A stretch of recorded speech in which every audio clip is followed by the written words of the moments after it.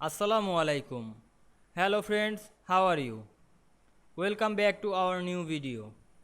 In this video I am going to show you how to mash replace text in Word. Let's get started. At first we have to open a Word document with some text.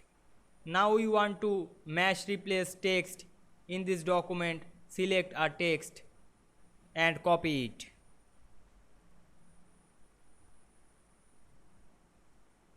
Then go to the replace option, paste the copied text in find what and write anything the replace with option.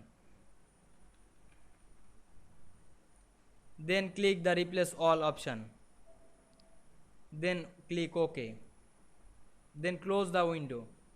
Now you can see we replace the mash replace text is 1 2 3 4 6.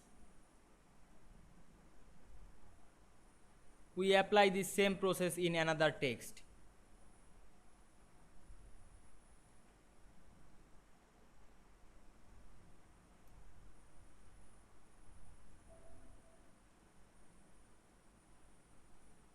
I hope you enjoy the video. Please like, comment, share and subscribe my channel.